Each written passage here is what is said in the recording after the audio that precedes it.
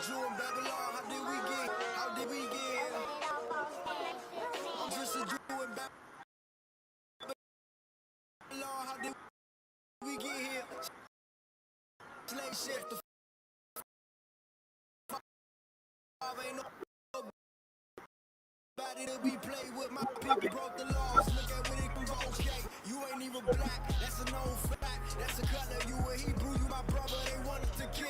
other.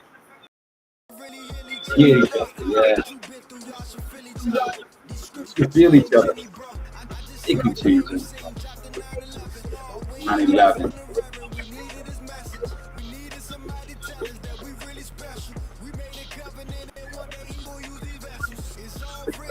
Use these vessels.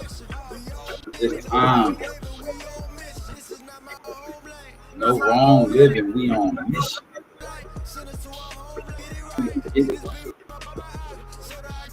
Utilize number anointed.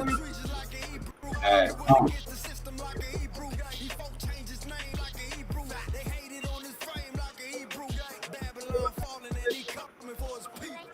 No doubt. That's my favorite line on this song. This is Hezekiah featuring Ivryt the Hebrew. The name of the song is The Time Fall Down. That's our lesson for tonight. This nation is falling down. Just inviting a few people on Facebook. When it ain't no audience to praise you, no comments or hearts on your Instagram. Psalm 64 and 4, that they may shoot in secret at the perfect. No free throw. When the banks closed and all accounts frozen, police ain't patrolling, hospitals overflowing, and the whole city smoking, stealing and looting. Groceries, fighting in the parking lot over both get red, no vehicle is stolen. The driver just going. She want a minute, then lost the line. Power outages really the darkest times. Grown men filled with fear and crime. Yeah, Jeremiah 30. Killing babies, empty shelves, no food trucks, starvation. People won't believe and listen until it pop off. How you gonna leave when they got the bridges blocked off? When everybody lost, no water out the faucet, the zombies out the coffins. Gotta be quiet and cautious, preventing in all possessions. Streets looking like the altars. When you can't change the clothes, no dressing room, know how to dress a wound, know how to grow your own food, or you just a goon. Prophesying through the microphone, a kufi on. When you stand before the Most High, it's gonna be you alone. When you stand before the Most High, it's gonna be you alone, baby.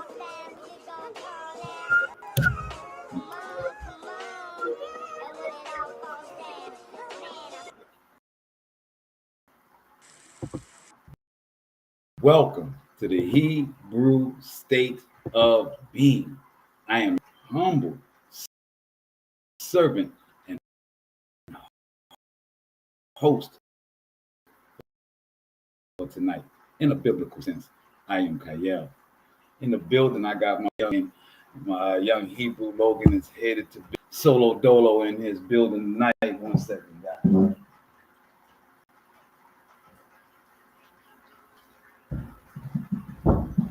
That door.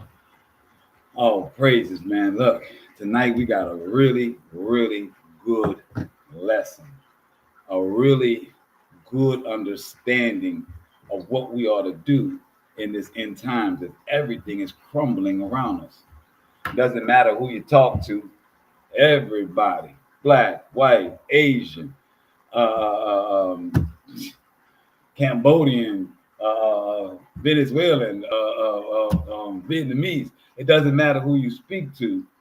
In this time, everyone feels like this thing is falling totally apart. So what do we do, right? What do we do as this thing is falling down? Is the next question after you acknowledge the debacle that you're witnessing. This debacle is bringing tension to our homes. It's bringing tension to our relationships because the unknown and the fact of the impending danger of a nation collapsing is causing a lot of tension and stress that people aren't acknowledging. Everyone wants to act like it's, they're putting a good fight and it's not affecting them. They're making jokes about it. They're ranting and raving on the internet, even going into, protests. But are they really looking at how it's affecting their lives? I see Tank is in the building. See, our life is the reason why we're in the mess that we're in. You would think that before you be so concerned about what to do on the exterior of your life, meaning job, friends, social, community, you will want to figure out what you need to do. In the song that just played by Hezekiah, pasted the Hebrew, has a line where he says, when there's no Instagram, when there's no social media, who are you going to be, bro? That's a major question that many people don't have an answer to. When the lights go out on social media, when there's no connectivity that you are so accustomed to, what are you going to do? And who are you? When you're not doing it for other people to see. What I'm trying to get to you is that who you are as a person is probably the most right now. Who you are when nobody's around. What's your thoughts? Because those thoughts, 9 times out of 10, is reverberating throughout this community. What I mean by that? This community has been raised in iniquity. This community, this nation has been raised in lies and idolatry. So many times the thoughts that we have are the same because we've been indoctrinated by the same people.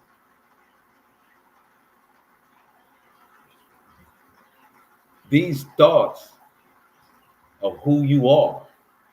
I see young Micah in the building. These thoughts shape who you are.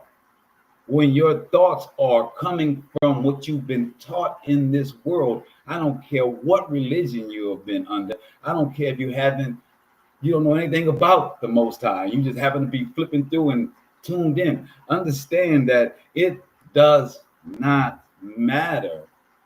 We've all been indoctrinated through TV and radio and now social media.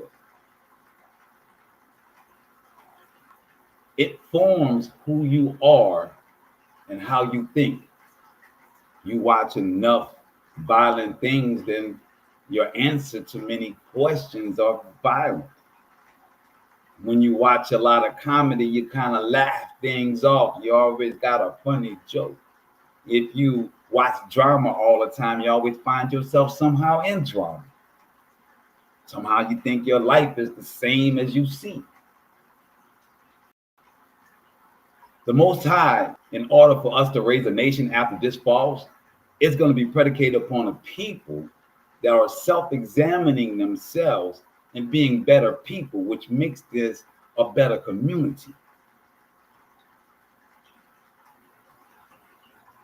Worrying about what the government is going to do, I know your jobs feel like it's in jeopardy, and that's where your tension is coming from, but who you are as a person brings things unto you. You hear me? There's a supernatural thing that's happening while the natural is happening at all times. The energy, the thoughts, the rhythm you're in brings about those same chaotic or calm people and situations. Tonight is the title of the lesson is When This Falls, How Do We Build a Righteous Nation? It starts with you being righteous.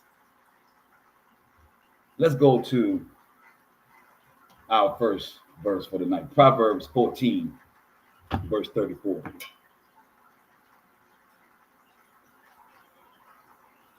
This is the hardest thing in order for us to build a nation, that has to be done. Most people do not want to have self-introspection.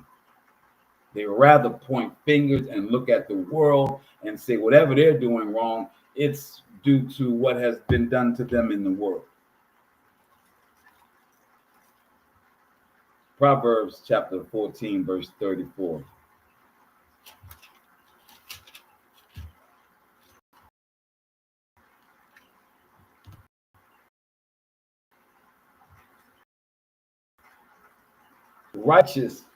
Righteousness exalts is a reproach to any people. No color, no religious doctrine. All, it spans all. Evil thoughts, evil actions is sin. We define sin by the 10 Commandments and going against that. Most of us can look at the 10 Commandments and see it's common law that should be done amongst all men. Once you get finished debating on who the Most High is from the first one, right? Have no other creator. You want to be in divination and have multiple gods and Elohims and whatnot. That's you over there. We're over here under the singular Most High, right? He has a 10 Commandments that after you pass the first one and you get to the second and the third and not using his name in blasphemy and not using his name in vain, all the way up into your Shabbat, your fourth commandment, and then you're down into the do not kill, do not steal, do not commit adultery. You get into the common sense things that you know would be ideal for a community to operate in peace, to operate in righteousness. So it says here in Proverbs chapter 14, verse 34, righteousness exalts a nation. Sin is a reproach to any people, a nation, a government, a superpower. It's the reproach, and eventually it catches up with them. We all believe in karma, right? That seems to be the thing that everybody wants to agree that what you do comes back to you, right? So if this nation is in sin and has done evil, then it has to come back to it. It's just the law, right? Let's go to 2 Chronicles, chapter 20, verse 20.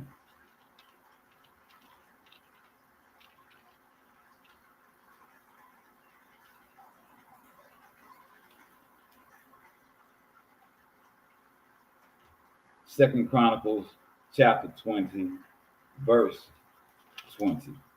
And it reads, early the next morning, they arose and went forth to the wilderness of Tekoa. As they went forth, Jehoshaphat stood and said, listen to me, O Yehudah, the inhabitants of Jerusalem. Trust firmly in the Most High, your Creator, and he will stand firm. Trust firmly in his prophets, and you will succeed. And as we read in Proverbs, the Most High says to any people that sin is a reproach. So as we're reading about Jehoshaphat and what he's telling the nation of Yehudah, it still stays. So as the title of our lesson is Righteous Nation, Jehoshaphat is explaining it right here. We are going to trust in the Most High and his prophets. That's the first part. Trusting in his word and his prophets. Trust firmly. No lukewarmness. That's how we build a righteous nation. That's number one. Let's go to Isaiah chapter 3.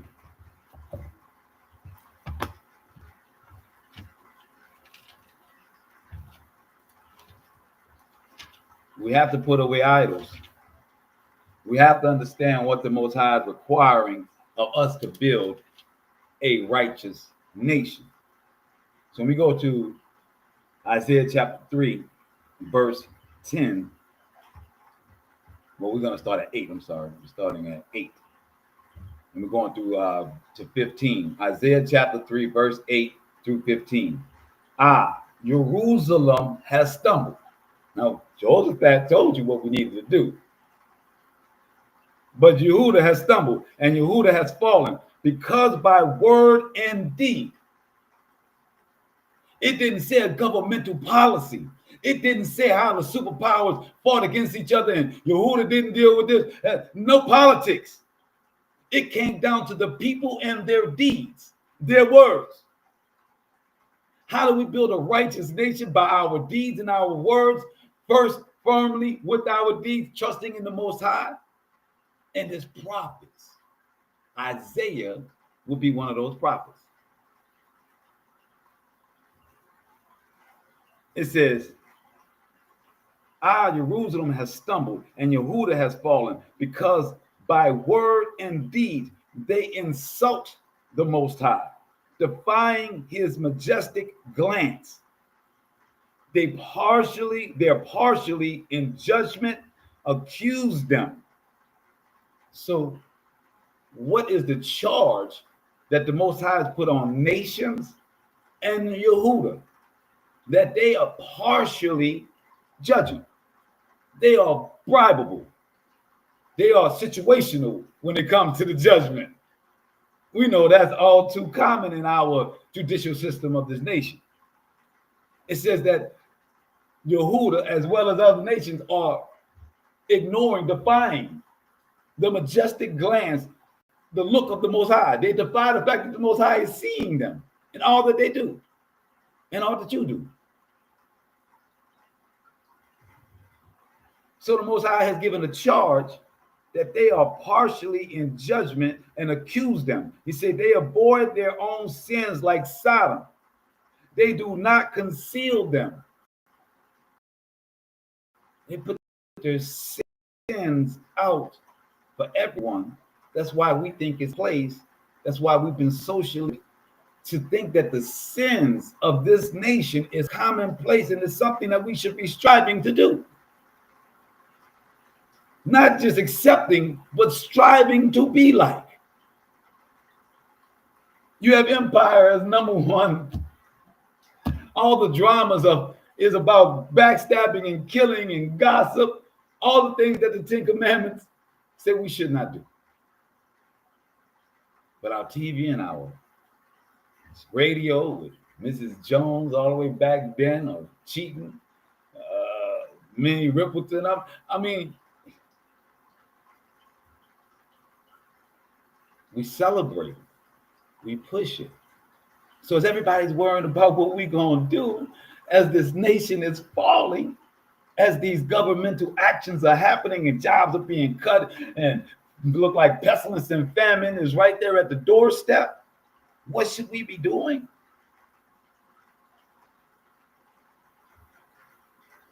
We should recognize that these are sins before us. We should repent and turn from them, so that we have the grace and mercy as the Most High comes to destroy only wickedness. Most High has never said He was coming to kill righteousness or goodness. And it says they show out. They avoid their sins like Sodom. They do not conceal them. Woe to them, for ill have they served themselves. Hail to the just man. Hail's the just man, for he shall fare well. He shall eat the fruit of his works. Woe to the wicked man, for he shall fare ill. This is how we're going to build a righteous nation. By all of us understanding and accepting these words and changing ourselves. It's not for the gram. We're not doing it for the Facebook. We're not about to get online and say, I want y'all to know I stopped being an adulteress, man. I stopped smacking women. I stopped drinking all day and all night. I stopped doing all the different things I was doing all day and night. I done got clarity. I started meditating on the Most High. I'm in a groove, baby.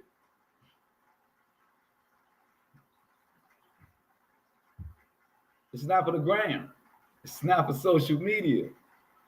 Getting right is for the Most High, who has a majestic glance upon you and your life. That's who you're doing it for. Not your rib, not your husband, Not your kids, not your daddy, not your mama, not the grandparents. No.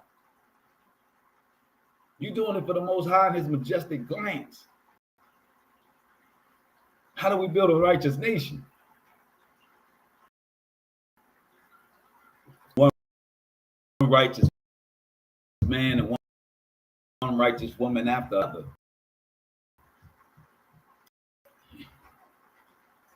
We all got a policy and procedure book. We ain't got to meet up. It's nice.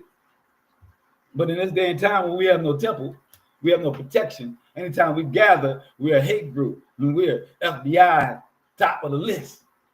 Anytime 2 black men, 3, 4 organization comes together, people is melanated in this land because we ain't even black, right? Black means pale, void of color. I'm sure we are opposite of that.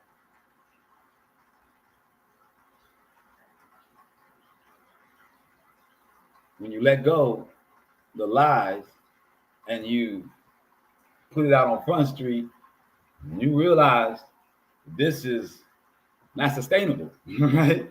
You realize that this lifestyle, this nation is truly not sustainable. As the Most High says, woe to the wicked man, for he shall fare ill. As his hands have dealt, so shall it be done to him. This is Isaiah chapter 3. We're in verse 11. My people's rulers are babes. It is governed by women. Now, you know,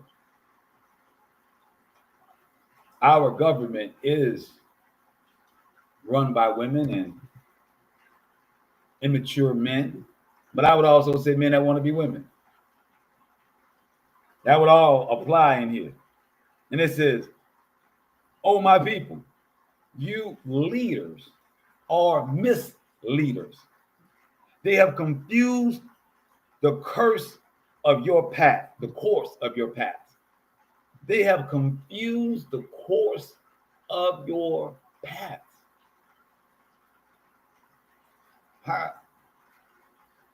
David, how could that be when everybody thinks they're on the right path? How could this scripture be possibly true when everyone thinks that they got the right doctrine, they got the right demigod to worship? They got them hanging on their necks, and they go into their mosque, and they go into the synagogues. They got the right one, baby. What are we talking about? What is this book talking about? They have confused the course of your paths. The Most High stands up to plead a cause. He rises to champion peoples. Rises to champion peoples that are righteous. We must put that caveat in. The ones that are following his path, because he said the wicked man shall fare ill. We got no grace and mercy and covering for the wicked man.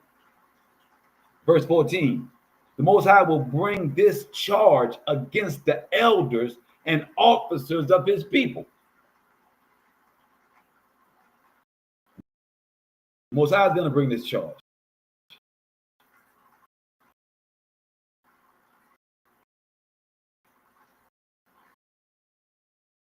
The vineyard, that which was roses. I mean, I don't really have to draw you the physical line of tithing and your money going into their storehouses and them buying things, and you can't get help when you need it for your lights and your rent. Because the congregation may need it.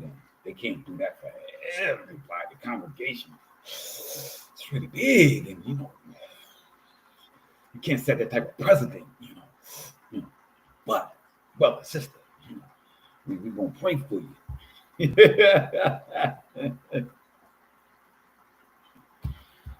But I've been giving you my money. I've been sowing in you. Maybe you should have been sowing in the Most High, in your home. Let me see. This says, let's go to Jeremiah 30. See, Most High says these people have been lying, these misleaders, right? So in Jeremiah 30, verse 3, we're going through 10.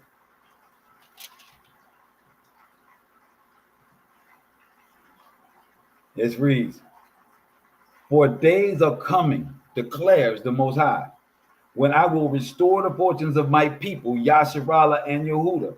Said the Most High, I will bring them back to the land that I gave their fathers, and they shall possess it." Verse 4, "And these are the words that the Most High spoke concerning Yasharallah and Yehuda. Thus says the Most High, we have heard cries of panic, terror without relief. Ask and see. Surely males do not bear young. Why do I see every man with his hands on his loins, standing on the block? Terror of cops, terror, law enforcement. They've been reduced to selling illegal things because the legal avenues have been suppressed, been redlined, they've been profiled.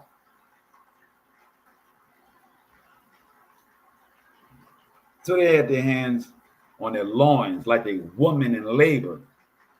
We have all faces turned pale, black. Remember, the English dictionary definition of black is pale. Here it says, we have all faces turned pale. Ah, that day is awesome. There is none like it. It is time of trouble of Jacob, of Jacob, but he shall be delivered from it. In that day declares the Most High of hosts, I will break the yoke from off your neck. I will rip off your bonds. Strangers shall no longer serve the Most High, the Creator. As we started off with Proverbs 14:34. What is a righteous nation? A nation that stands before the Most High, as it says in 2 Chronicles chapter 20, verse 20.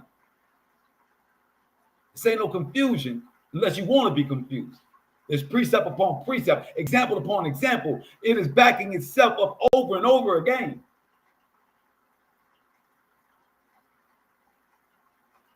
How do we build a righteous nation? The Most High says here, he will break the yoke.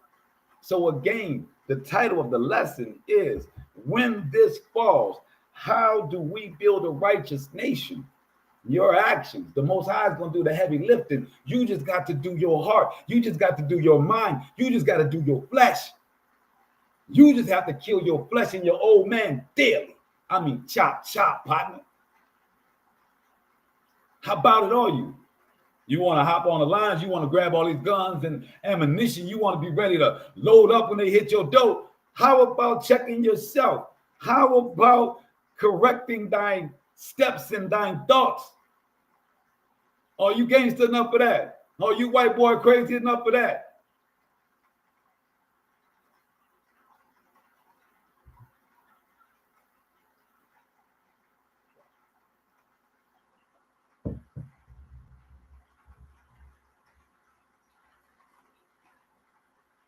Most High says he's going to do the heavy lifting. He's going to break these bonds. The question, are you going to be a part of those bonds that are being broken, or are you going to be the one that is now getting the opportunity to breathe? That still lies on you. Nobody's blood can do that for you. Nobody's sacrifice can do that for you. When we had the temple and we sacrificed, right, a cow or dove or whatever we did for the peace offering, right? Or excuse me, of the cleansing of sins, the purification, right? If we sinned again after that, we had to do it again. So if you think that one person died one time for 3,000 years of people to follow to cover them in all sin, when it had to be done over and over again when we had our own temple and we were doing proper sacrifices. Now you're telling me one man, your demigod, your deity, did, and we didn't have to do it again for the next time we sin? We didn't have to repeat the process to become cleansed again? Does that make any sense?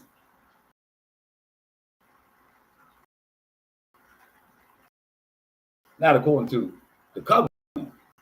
Most High sacrifices. So for a person to be sacrificed would be illogical. It would be illogical. It's like calling you on the phone saying you're punished, then you come home with a brand new PlayStation phone. It don't make no sense. Well, what are we doing here? What are we doing?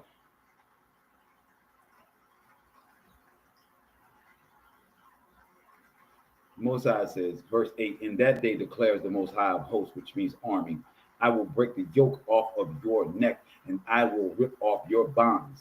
Strangers shall no longer make slaves of them. Instead, they shall serve the Most High, their creator, and David. So when you're serving someone, you are serving a master, right? You are serving the head, the leader. You would serve only your Lord, because the word for master or ruler is Lord. You heard the word Lord applied to many others, but in the Most High's words, the Lord, he says, shall serve the Lord, their creator, their ruler, the creator, and David, making David a ruler as well. Was the Most High smoking this day? Did he not know that he was going to come in his own flesh and be a salvation, a sacrifice? He didn't know this when he wrote this.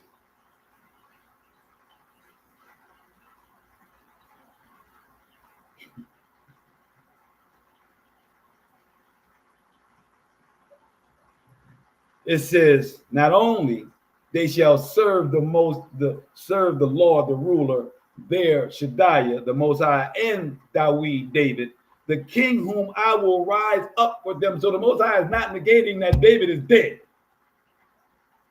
but he did not mention himself being called something else and dying for us, and then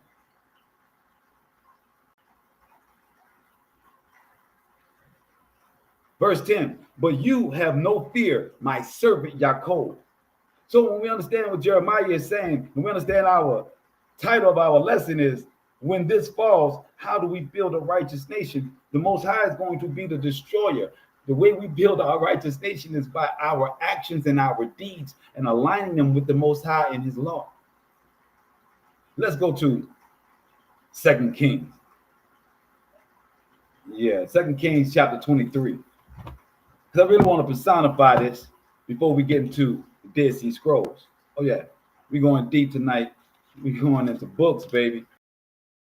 So we're going to 2 Kings chapter 23.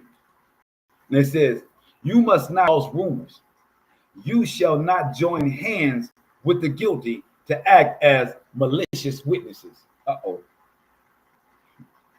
You should not join hands with the guilty to act as malicious witnesses. I just outlined idolatry. I just outlined in 2 Chronicles and Isaiah what the Most High is considering maliciousness and evil. He says, you shall neither side with the mighty that do wrong or to do wrong. You shall not give perverse testimony in a dispute so as to pervert it in favor of the mighty. Social media is a constant people, oh my goodness, liking, loving, amening, chiming in for their perspective. Not truth, but for their perspective. It says, perverse testimony in a dispute so as to pervert it in favor of the mighty, nor shall you show deference to a poor man in his dispute. Verse 4, when you encounter your enemy's ox or ass wandering, you must take it back to him. When you see the ass of your enemy lying under its burden and would refrain from raising it, you must nevertheless raise it with him. You shall not subvert the rights of your needy in their disputes. So the Most High is saying that even if you see somebody that's got a cow that's not doing well, and you want to come in and help make that cow healthy, because that was an investment back then. I had somebody ask me that about the sacrifices and the tithing, and it was like they didn't understand how cutting a cow's neck was able to get you forgiveness of sin. I really want everybody to hear this. Pay close attention to what I'm about to say. When the Most High made us do sacrifices, it was of the best thing that we had. So it had a monetary attachment to it, which was the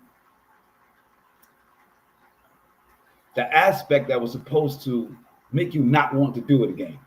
Not only did you have a spiritual asking of forgiveness, saying that you were wrong, but the Most High made you lose profit, lose something that was valued to the family. So everybody knows that you did this sin.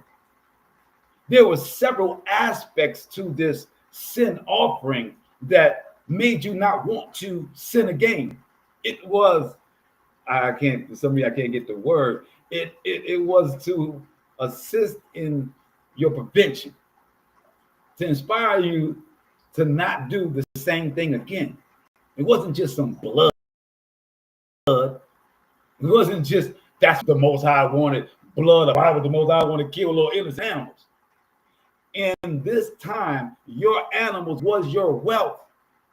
Your animals was your acreage. Your animals was what you passed down. So to lose the best, because that's all the Most High accepted as a sin offering, was the best of what you had. So understand why the Most High does not like bribes, why the Most High does not accept sin offerings anymore. I see Jermaine in the building. Oh, Jamie, I see Jamie in the building. Ciao, wow, baby.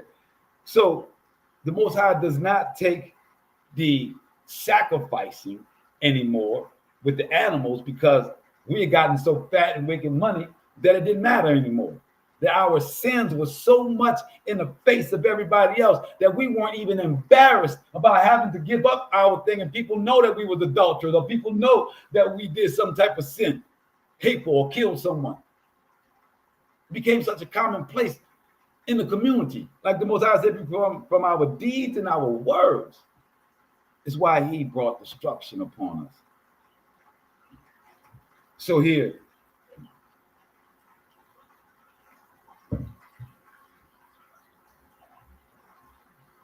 and I tell you, when the Most High wants you to do something, he does it. I was supposed to read from 2 Kings chapter 23, verse 1 through 8, but I wind up going to, which sounds just like it when I read it, Exodus chapter 23. So y'all gotta forgive me. I've been reading Exodus chapter 23 and not 2 Kings chapter 23. And we're still gonna read it out. This is what the Most High plan was, right? So verse 4, it says, when you encounter your enemy's ox or ass wandering, you take it back to him. Verse 5, when you see the ass of your enemy lying under its burden and would refrain from raising it, you must nevertheless raise it with him. You shall not subvert the rights of your needy in their disputes. Verse 7, keep far from a false charge. Do not bring death on those who are innocent and in the right, for I will not acquit the wrongdoer. Doesn't matter the nation. Doesn't matter your doctrine. Doesn't matter what you want to call race. Verse 8, do not take bribes, for bribes blind the clear-sighted and upset the pleas of those who are in the sight. in the right, and it upsets the pleas of those who are in the right. This is why you have Baptists, why you have Protestant, why you got all these other branches that broke off from Christianity, because the Catholics were telling people in England that they pay for their sins. They could even pay for their dead loved ones to make it to heaven. So they was wilding, baby. So this is an Exodus. The Most High is not to do this. This is an Exodus where the Most High matter not who you are or where you come from. And let's go to the 2 Kings.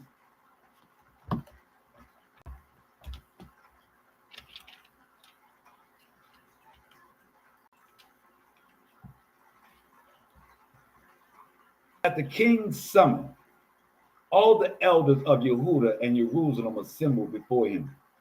The king went up to the house of the Most High, together with all the men of Yehudah and all the inhabitants of Jerusalem, and the priests and prophets, all the people, young and old. I see cousins in the building.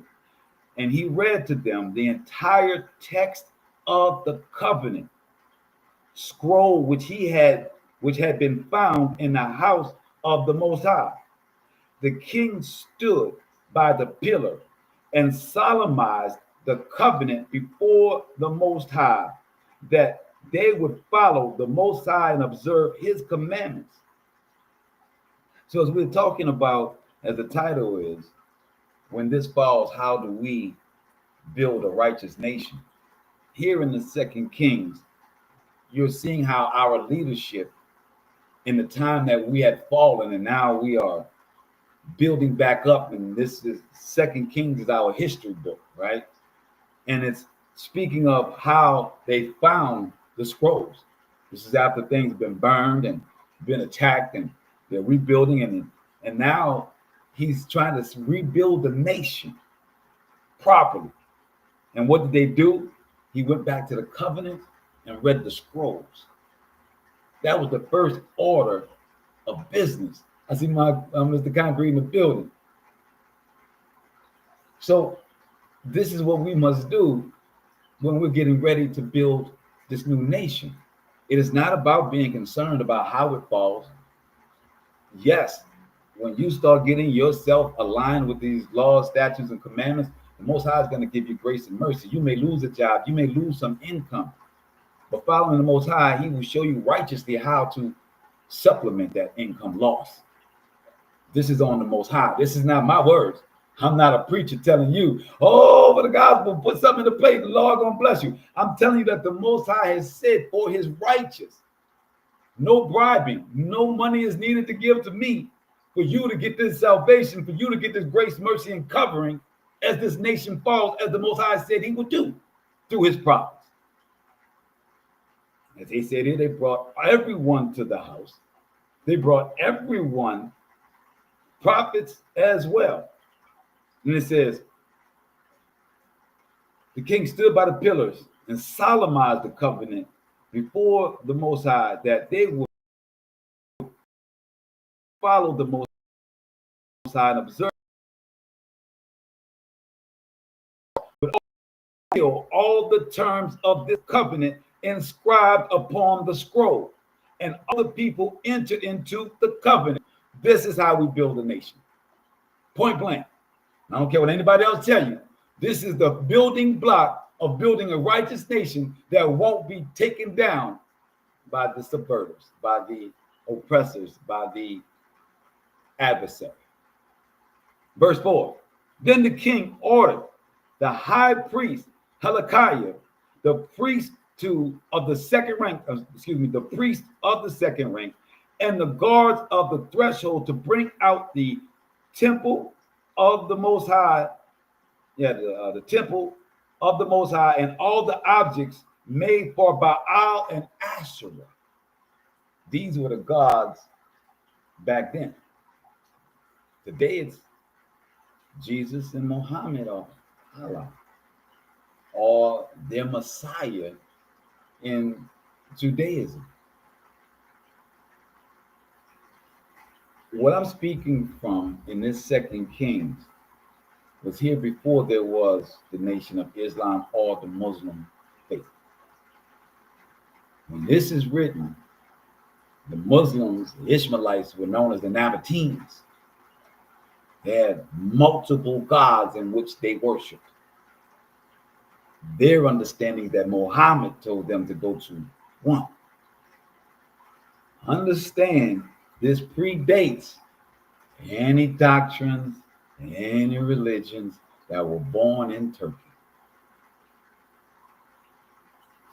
Most High says these people were worshiping Baal and Asherah then, and we are worshiping others now. If it is not Shaddai, if it is not Ahaya, which is the Hebrew word for I am, Shaddai is Hebrew meaning the Almighty, Destroyer, and Creator of all things. This is from our language, the language that wrote these words in the Old Testament, the Tanakh. He said, bring them out, and all the host of heaven, that's the armies of heaven, he burned them outside Jerusalem in the fields of Kedron, and he removed the ashes to Bethel. He suppressed the idolatrous priests whom the king of Judah or Yehuda had appointed. This was all when we was all bad. It says to make offerings at the shrines in the towns of Yehuda and in the environs of Jerusalem, and those who made offerings to Baal, to the sun and moon. If you don't know, you can Google it. Yahweh is the Egyptian moon god. That was another one that the Israelites no, it was not Yahweh. This is telling you in Second Kings when he got rid of this. And I said earlier it was the second temple. No, this was in the first temple. And it says, all the host of the heaven, he brought out the image of Asherah from the house of the Most High to Kidron Valley outside Jerusalem and burned it in the Kidron Valley. Verse 6, he beat it to dust and scattered its dust over the burial ground of the common people.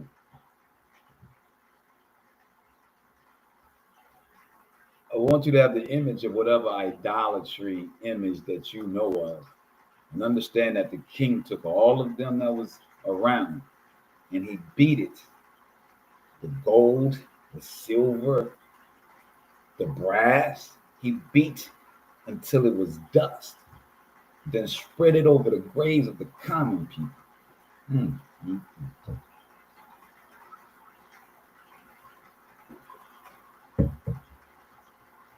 How we gonna build this nation? We're gonna come back into the covenant. We're gonna get rid of these idolatrous gods, these Elohims, right? Verse 7, he tore down the cubicles of the male prostitutes. He tore down the cubicles of the male, not female. I want to make sure y'all heard me. The male prostitutes. The he-she's, the she-he's, along with just the regular old gigolos. Understand what type of nation Yehuda had. Understand why the Most High put us in this captivity. Understand that this captivity only reflects the nation that we built, that these Gentiles are emulating. Verse 7, tore down the cubicles of the male prostitutes in the house of the Most High, at the place where the women wore coverings for Asherah. In verse 8, the last one, he brought all the priests from the towns of Yehuda and defiled the shrines where the priest had been making offerings from Geba to Beersheba. He also demolished the shrines of the gates which were at the entrance of the gates of Joshua what we know is Yahusha or Yahusha, whatever you're gonna call it. This is a real name, real king for us. The gates of Joshua.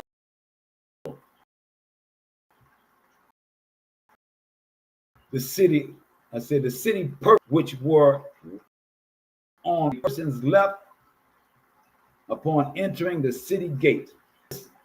2 Kings chapter 23, verse 1 through 8 tells you what it's going to look like as the Most High continues to destroy this nation.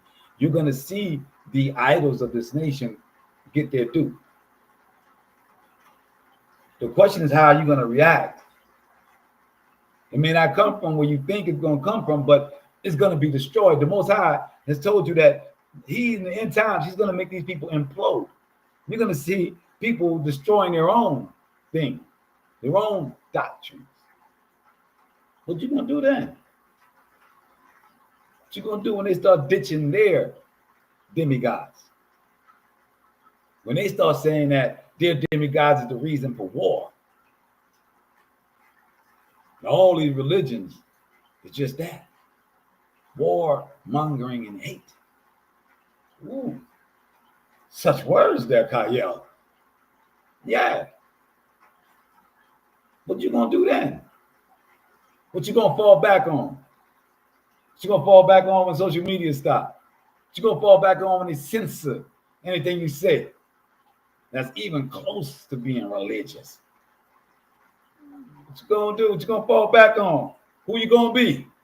You gonna stop reading because nobody else can hear you read? You gonna stop because nobody else gonna see you preach? What you gonna do? Most High has told us what he's gonna do. It's all about what you gonna do and what we gonna do. We are now gonna go to our Dead Sea Scrolls. We want to see how a community acts, right?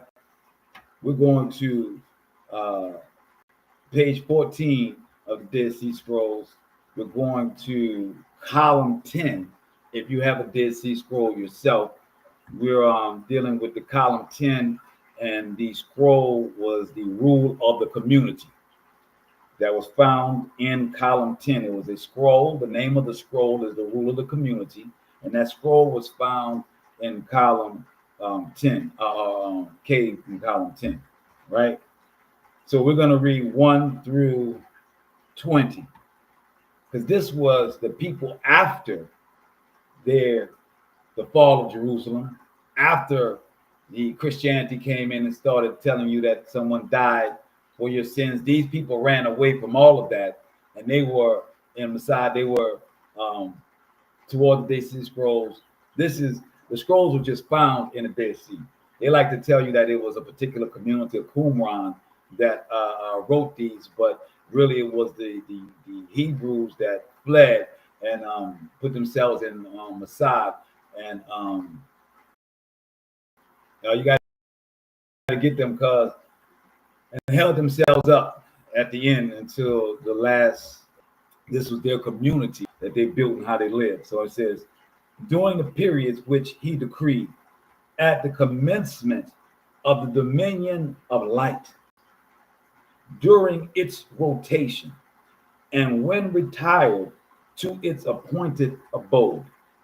So this is kind of starting off in the middle. It's almost like a poem as they're going to explain this, right? And what they're saying is that the commencement of light, we're talking about the sun. So when they say the commencement of the light and the dominion of the light is the sun and its rotations, how it goes back and forth, traverses our sky. And it says, and when it retired to its appointed abode, that's why on Shabbat we pray to the east and we talk about the windows of Shemite, heaven being open, and that's when the sun rises. So this is what they're talking from that perspective. Back then, they didn't talk like we talk, obviously. They talk more in connection with nature and really more poetic than what we even try to sound like in this day and age. So it says, and when it retired to its appointed abode in the east, at the commencement of the vigils of darkness, that means when it goes to its abode, the moon comes. When he opens his store and stretches them upward and in his rotation, and when it retires before the light, when the light of the holy vault shines out. That holy vault is what we're talking about when the windows of the heavens are open and the sun rises in the morning, right? And it says when so when the light of the holy vault shine out, when they retire to the abode of glory, at the entry of the constellations in the days of the new moon. So for those that do not follow the Hebrew calendar or understand the Sabbath or understand the book of Leviticus, what they are referring to is the beginning of the month. The Hebrews went by the rotation of the moon for our Sabbaths and our feast days, not by the sun's rotation, but by the moon's rotation and constellation, right? So when it says the days of the new moon, starting our month together with the rotations during their stations, renewing each other. So a new moon for us as Hebrews is when you see no moon in the sky. The next day you'll see a slight slither. That's the new moon for us, right? It says, verse 4, renewing so together in their rotations during their stations, renewing each other. It is a great day for the Holy of Holies and an omen of the opening of his everlasting mercies for the beginning of relations in every future age. So what are these devout got caught up in all of these? They are celebrating the beginning of each month, man. They are celebrating the glories that come from the Most High every morning. They're saying that the strength of their rotations gives us the strength, that they come out of their holy habitations, their glory stations. And these are omens for us, knowing that the Most High is giving us grace and mercies every time they are in their rotations. All praises to the Most High. So how do we build a new nation? Coming back to nature. Coming back to the awe of nature and the Most High's hands and his majestic glance upon us. This is what they did in the community. This is how they stayed connected to the Most High.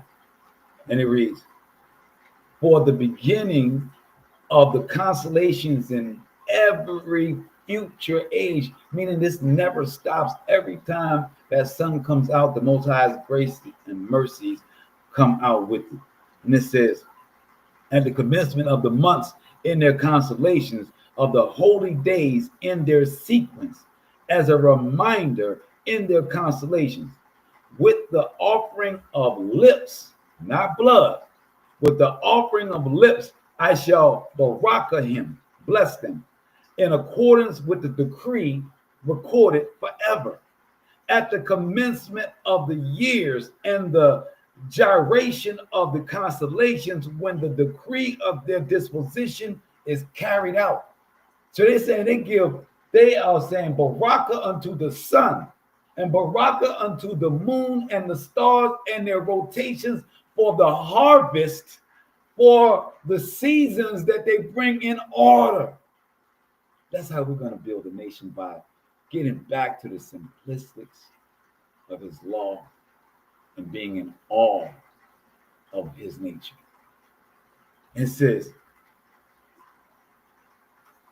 verse 7, on the prescribed day, one after another, the consolation of the harvest up to the summer, the consolation of the seed time up to the consolation of the grass, the constellation of the years up to their 7-year period. Again, in Leviticus, we understand that we only farmed for 6 years. We tilled the land for only 6 years. And then the 7th year, we gave it a rest, a Shabbat, a Sabbath. At the commencement of the 7-year period, up to the moment decided for deliverance. And in all my existence, it shall be a precept engraved on my tongue, like fruit of eulogy, and the portion of my lips I will sing with knowledge. So this is the new sacrifice, right? This is the Hebrews after the sacrifices. And this is how they're sacrificing through their lips and giving praise unto the constellations, unto the sun and unto the moon, not worshiping them. Not that the way that they move alters us. Ooh. It says, I will sing the knowledge, and the glory of the Most High shall all my music be. The playing of my harp according to his holy order, and the whistle of my lips I shall tune to its correct measure. When we tune into nature, we are at our correct measure. Sleeping properly, harvesting properly, eating, drinking properly. Our health, our mind, our spirit is constantly renewed as the month is renewed, as the sun and the new moon, as we get a new moon every month. Our bodily rhythms, along with our feast days and Sabbaths, are in tune with the moon, but does not mean we worship it, baby. Mm-hmm. It says, at the onset of the day and night, I shall enter the covenant of the Most High. Again, verse 10. At the onset of day and night, I shall enter the covenant of the Most High. So this saying when the sun rises, we're entering the covenant with the Most High. We're giving praise and thanks. When nighttime comes, we give praise and thanks because we are in the covenant of the Most High. And when evening and morning depart, I shall repeat my precepts. And while they last, I shall set them as my limit with no backtracking. His judgment reproaches me in conformity with my delights. Oh, we say his judgment reproaches me in conformity with my delights. So he's saying he's conforming his delight to the Most High. And when he does that, the Most High gives him. They are before my eyes like graven laws, my sin. But to the Most High I shall say my injustice. Say my justice, but to the Most High I shall say my justice, and to the Most High, foundation of my well-being, source of knowing. Source of knowing. As source of knowing, spring of holiness, peak of glory, all-powerful one of eternal majesty. I shall choose what he teaches me.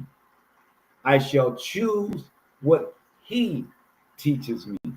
I shall be pleased in how he might judge me. I shall be pleased in how the Most High judges me. How we would live on a constant basis in a righteous nation that we will build through the Most High. I shall be pleased in how he might judge me.